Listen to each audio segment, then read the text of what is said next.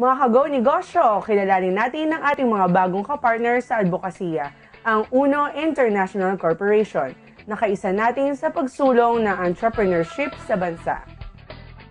MLM multi-level marketing or network marketing is actually a channel of distributions of products and services through word of mouth and I would say through people as our distributors. Unlike the traditional business, which is gumagamit sila ng tri-media, TV, radio, newspapers, or even celebrities. So yung expenses, because of using this tri-media, yun naman yung binibigay namin as rewards sa mga distributors na nagmamarket ng mga products ng Uno. Ang advantages ng Uno over traditional businesses, unang-una yung capital, medyo mas maliit siya. And of course, compared to traditional businesses, wala tayong tinatawag dito ng mga overhead expenses such as franchising fee, rental, or utilities, or even compensation or salaries sa mga employees. Not to mention, yung potential ng income is mas malaki, lalong-lalo na doon sa mga talagang hardworking. Kasi yung overhead expenses na supposedly binabayaran nila sa rental, sa franchising fee, is nawawala na yon. Kaya yung profit nila is nagiging mas malaki.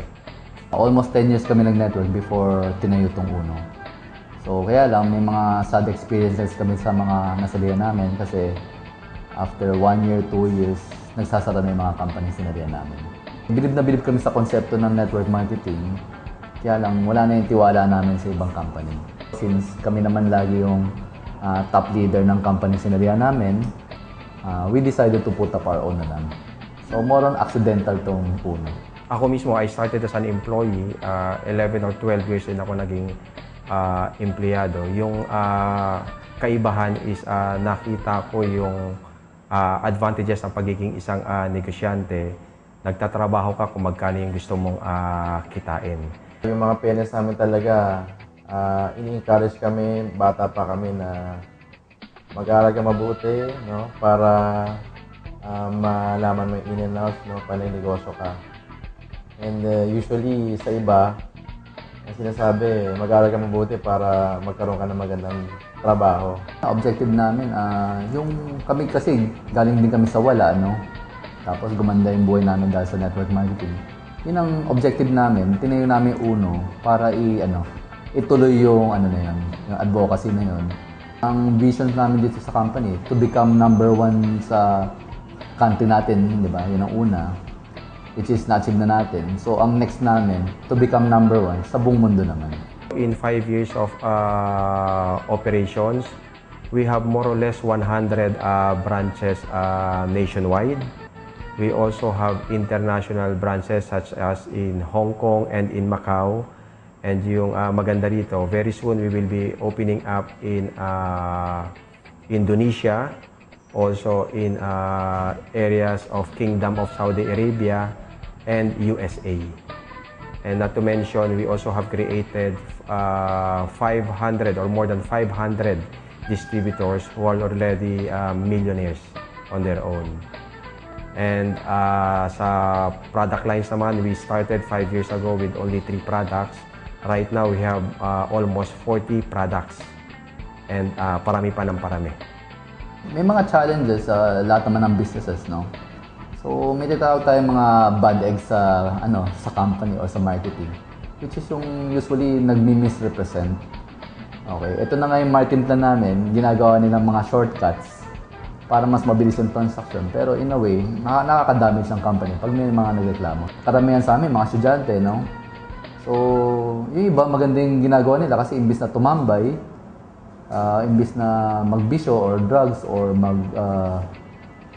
mag-uminom lang ng buong hapon, at least, productive sila dahil ginagawa nila Uno. Pero meron naman iba na sinashortcut na naman, sasabihin sa mga estudyante na wag na mag-enroll, yung enrollment fee, i-join mo na ng Uno at mag-focus na sa Uno. Which is talagang hindi namin pinapayagan yun kasi yung long-term effect nun, magagalit yung mga social community like yung mga parents, religious group kasi hindi namin tinotolerate. Actually, may mga award kami na pag tumaas yung grades mo at kumita ka dito, may mga awards ka matatanggap. Yung future plans namin na syempre, improve lahat from products. Hindi kami titigil hanggat hindi makompleto yung lineup niya na halos lahat ng basic commodities sa bahay magkakaroon kami. Tapos pangalawa, yung mga office natin, syempre palalaki natin lahat yan halos kasi hindi na nga magkasya from head offices hanggang sa mga business centers namin nationwide at worldwide. Tapos, yun nga, yung nakaraan lang, na-certified tayo na ISO certified kasi gusto natin yung company natin, yung management globally standard. Yun. At marami pa. Tapos next na ano namin,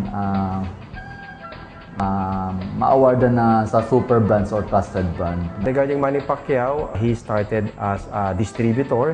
Distributor siya, no? Ng Uno mismo. Nakita niya yung ganda ng negosyo ng Uno mismo. And then, right after that, we requested for a meeting with him. And during that meeting, we find out that we have the same passion. Yung passion na tumulong sa kapwa Pilipino, sa mga kababayan natin, na mabigyan ng magandang negosyo. Hindi lang niya mismo tinutulungan yung negosyo ng Uno, kung hindi ikinakampaign niya pa yung Uno sa lahat ng mga kababayan natin sa buong mundo. Yung maganda rito sa Uno is ang ibinibigay sa iyo hindi employment, ang in-offer sa iyo is actually a business.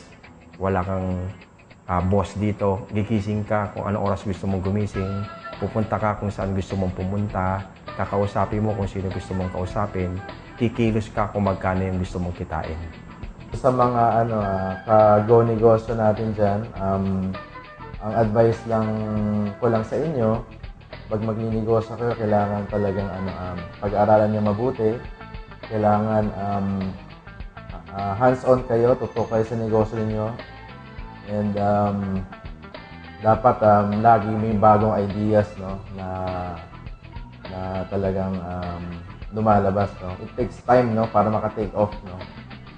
So, pero definitely pag alam mo ginagawa mo, magiging successful yan. Kung meron kang alam na traditional business at meron kang kapital, you go for it. Pero kung wala kang kapital and yet gusto mo maging financially stable, subukan nyo ho yung negosyo ng Uno. Dito sa negosyo na to, ang puhunan mo lang yung sipag, yung tiyaga mo, yung determinasyon mo, at yung pangarap mo na maabot yun. Dito sa Uno, lahat ng pangarap mo, walang imposible.